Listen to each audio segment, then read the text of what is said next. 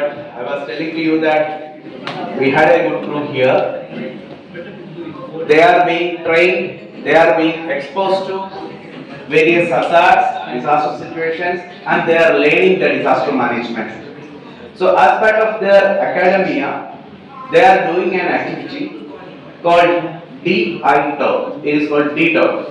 This DI refers to disaster information talk. So, as usual, they make a new idea that will be presented among us, and our parents are there, who are the students' parents are there. They usually attend the event through online Google version, Google Meet. So, they may be watching this program. They will be presenting a new idea, a new concept, a new theme that would usually be a technology oriented event. Anyway, somehow today we have a new presentation.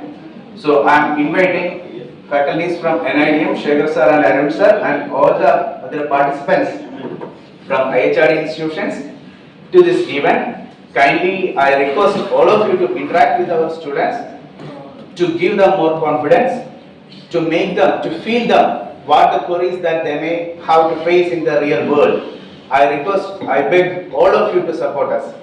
So I am handing over the dice to our to Andrea or to Meenakshi. To Meenakshi. Meenakshi, kindly go ahead. Thank you. So, good evening, everyone. Good evening. Good evening. Oh, that's not the cover, please. Good evening, everyone. Good evening. Okay, thank you. I am Meenakshi, and it's my pleasure to welcome you all to today's D Talk. As we have started the D Talk, this is our full house session. So, a special welcome to the new members of our audience, the NIDM training team, who are joining us today along with the parents on Google Meet and our esteemed teachers. Before we dive in, I would like to express our heartfelt gratitude to Dr. Geeta IAS, Amalraj sir, and the entire team at ILDM for making this event possible. I would also like to extend a special thank to Andrea Gomez for her exceptional coordination and leadership in organizing this program. Your efforts have been instrumental in bringing us all together. Today, we will be exploring the intriguing topic of naming of cyclones. Our speaker is my classmate Arjun Raj, who is a student of MBA in Disaster Management. Arjun is a wonderful narrator with a talent for making complex topics both engaging and understandable. So, without further ado, let's welcome Arjun Raj to share his insight on how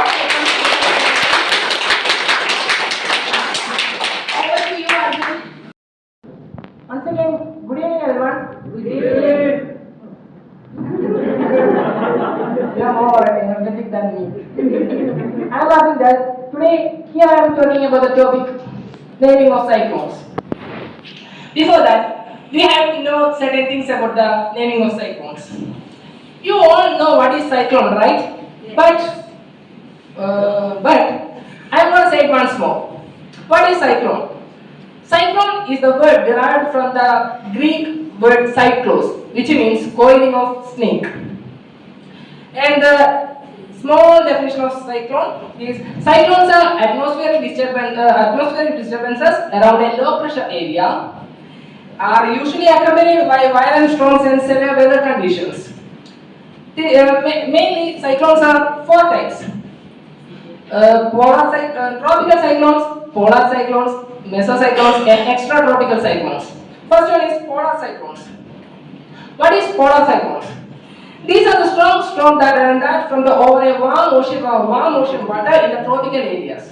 You know, India is in tropical area, right? Right? Yes. Yeah. Okay. They have powerful winds and heavy rain. In the Atlantic and North Pacific region, they call it as hurricanes, and the Northwest Pacific is called as typhoons. Next one is polar cyclones. That from near the north and south poles. They have strong winds, bring snow. Next one is mesocyclones. Mesocyclones, it is a rotating air mass within the thunderstorm. It can lead to severe weather, including tornadoes. And extratropical cyclones, it is from outside the tropics, and both cold and warm front can bring strong winds and rain and snow. This is just an introduction of cyclone. Now we are going to the Naming history of cyclone. Cyclones are named to help the people around the world and the media to give awareness about to the public about cyclones. There are four stages in the naming history of cyclones. Early naming practices, formalization of naming, regional naming strategies, and modern naming practices. First one is early naming practices. The early naming practices are come to pre-90s to 1940. In pre-90s, the cyclones were often named by the same names and which they occurred or the feast days which they occurred or by the location on the cyclone impact. In 1940, there was an Australian meteorologist. His name was Clement Bragg. Clement Bragg started giving names to the cyclones. He gave the names that Greek alphabets and the mythological figures and the names of politicians he disliked. And the next one is formalization of naming. In 1950s, United States formally began naming hurricanes in the Atlantic using the alphabetical list of women's name. Is it more speed? No. Okay. This practice was adopted by the other regions as well. Okay, due to the pressure from the gender equality advocates and World Meteorological Organization and other agencies, they decided to alternate between male and female names. And the next one is regional naming practices. In this stage, the whole world are considered as the first four regions, and first one is Atlantic, Eastern, Pacific. The World Meteorological Organization maintains rotating list of names. If a storm is particularly deadly or costly, the name is retired and replaced. At the Western Pacific region, the cyclones named by Japan Meteorological Centers and the names are contributed by the countries around that region. In Indian Ocean, the cyclones are named by Indian Meteorological Department and the names are contributed by countries around the Indian Ocean. Okay, Southern Hemisphere, names are used to form it's maintained by various national meteorological agencies. And the last one is modern naming practices. Now, today naming are predetermined and rotated on a list every 6 years, except the names that are retained due to the association of particularly devastating storms. This system of naming is helps in better coordination among agencies and improves public awareness during the cyclone emergencies. Okay. Now let's look at what is the purpose of giving names to the cyclones. Okay. It's a purpose. It is named to help the people to identify the names. If it is technical terms or figures, it is hard to remember. And the next, names make it easier to media to give awareness to the public, and it is easier to the disaster management community and scientific community to identify and report it individually. It ignores confusion that areas witness multiple cyclones. It helps the future references. This is the purpose of naming cyclones. And now let's have a look how cyclones are named. I have already mentioned that pre-cyclones are named by saints' names and Catholic saints, and it is alphabetical female names. Now the present cyclones are named systematically.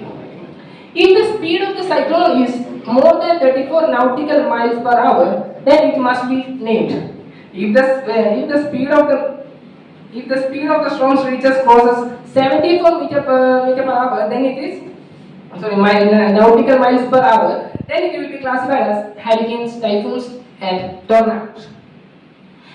The cyclones that were formed by any ocean basin around the world. The names are given by regional specialized meteorological centers, or RSMCS, and the tropical cyclone warning centers.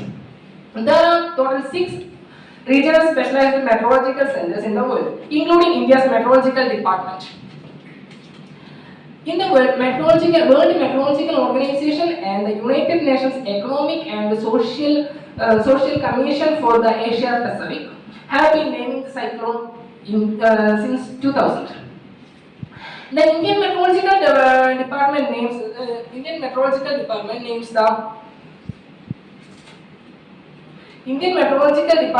the cyclones developing over the North Indian Ocean, including the Bay of Bengal and the Arabian Sea. It also issues advisories of 12 other countries to the nations on the region developing cyclone storms. In 2000, there was a group of eight nations called Bangladesh, India, Myanmar, Maldives, Oman, Pakistan, Sri Lanka, and Thailand divided the names. In 2018, 5 more countries were joined with the naming section. The 5 countries are Iran, Qatar, Saudi Arabia, United Arab Emirates, and Yemen. After the aforementioned countries sent the suggestions, the WMO Escape Panel on Tropical Cyclones finalized the list. Okay. And there is a certain criteria for naming cyclones. Just have a look on it. There are certain guidelines. The name should be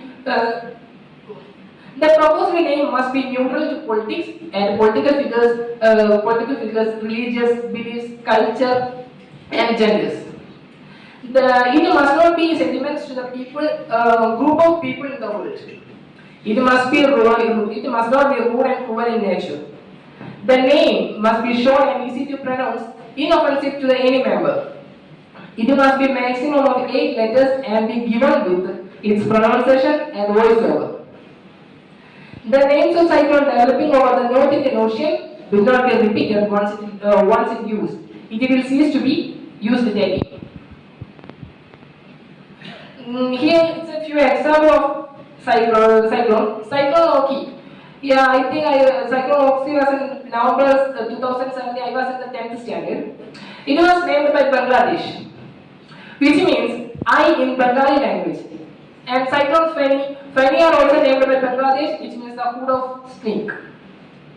On 13 June 2019, Cyclone Vayu hit the Gujarat coast. It was named by India. The word Vayu was taken from the Sanskrit or the Hindi language. It also means that wind. And next Cyclone Taute. Cyclone Taute has been named by Myanmar after the reptile, which means highly vocal lizard. Cyclone Asani has been named by Sri Lanka, which means rat in Sinhalese. Okay, if the cyclones happens in future, the names are already set by the particular country. It is shown on the screen. And here are the names of 13 countries for the upcoming cyclones.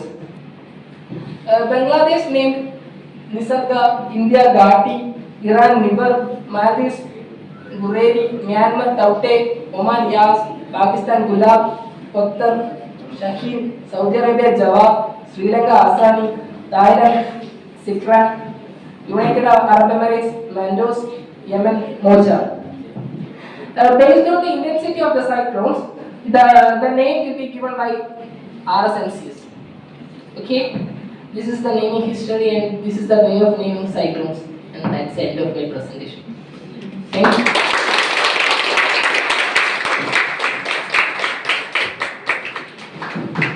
Thank you, Arjun, for the presentation. If anyone has questions, please feel free to go ahead.